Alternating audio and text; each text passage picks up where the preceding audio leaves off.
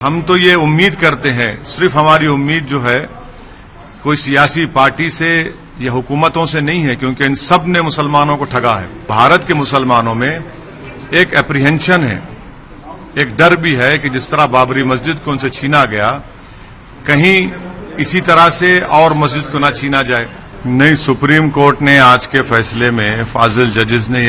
یہ فیصلہ لیا کہ اب لوور کورٹ کے جج صاحب نہیں سنیں گے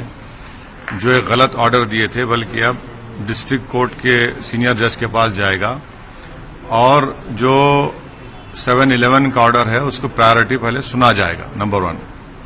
دوسرا یہ ہے کہ احمدی صاحب نے یہ آرگو کیا کہ سپریم کورٹ نے جب اپنے 16 مئی کے آرڈر میں لاسٹ آرڈر میں کہا تھا کہ مسلمانوں کو نماز پڑھنے کی اجازت ہوگی اور ان کا جو ریلیجیس آبزرونس ہوگا اس کی اجازت ہوگی۔ ہمارا ماننا یہ ہے کہ ریلیجیس آبزرونس میں وضو بھی شامل ہے، اور وضو کے لیے مجھے اس پونڈ سے وضو کرنا ضروری ہے۔ ڈسٹرکٹ ایڈمنسٹریشن دوسری پارٹی کو سپورٹ کر رہا ہے اور مسلمانوں کو اس وضو سے محروم کر رہا ہے۔ تو آج سپریم کورٹ نے جب اس کا ذکر کیا تو احمدی صاحب نے کہا کہ آلٹرنیٹ نہیں، بلکہ ہم کو جو وضو آلٹرنیٹ ارینجمنٹ چاہیے۔ تو ججز صاحب نے آرڈر کیا کہ ڈائریکٹ کیا بلکہ کہ وضو کا انتظام ہو، اور ہماری نظر میں وضو کا انتظام وہاں پر جو نل کی ٹوٹیاں ہیں، پونڈ ہے، اس سے ہو سکتا ہے۔ تیسری بات یہ ہے کہ بھارت کے مسلمانوں میں ایک اپریہنشن ہے،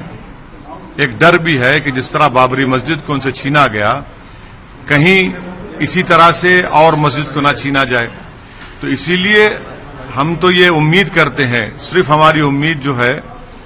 کوئی سیاسی پارٹی سے یا حکومتوں سے نہیں ہے، کیونکہ ان سب نے مسلمانوں کو ٹھگا ہے۔ ہم یہ امید کرتے ہیں کہ سپریم کورٹ سمویدھان کو سامنے رکھتے ہوئے، اپنے بابری مسجد کے ججمنٹ کو سامنے رکھتے ہوئے، 91 کے ایکٹ کو انہوں نے جو بھارت کے بیسک سٹرکچر کا حصہ قرار دیا، وہ اس کو اپہیلڈ کریں گے، اور جو انگریزی میں کہتے ہیں واک دا ٹاک ہوگا۔ اور یقیناً آج میں امید یہ کر رہا تھا کہ سپریم کورٹ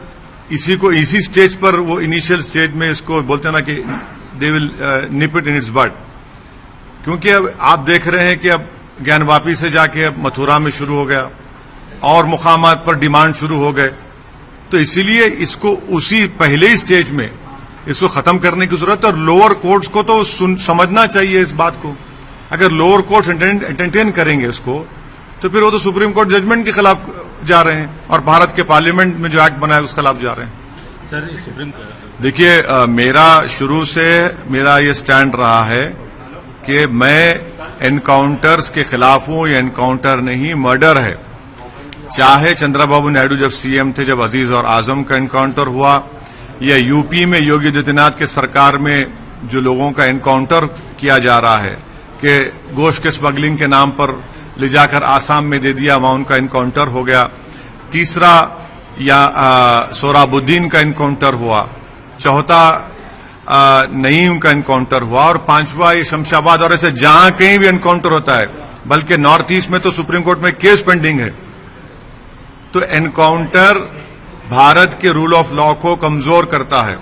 یہ دیش چلے گا رول آف لا سے، رول آف گن سے نہیں۔ تو میں انکاؤنٹر کے ہمیشہ خلاف تھا، اور سب کو خلاف ہونا چاہیے انکاؤنٹر کا، کیونکہ یہ اس سے پھر کورٹ کی کیا ضرورت، پھر ججز کی کیا ضرورت، پولیس کی کیا ضرورت، سمویدھان کی کیا ضرورت آپ کو۔ اگر آپ اس خاطی کو سزا دلائیں گے اور اس کو جیل میں ڈالیں گے، تبھی تو ہم میں اور ان حیوانوں میں فرق دکھ کر آئے گا۔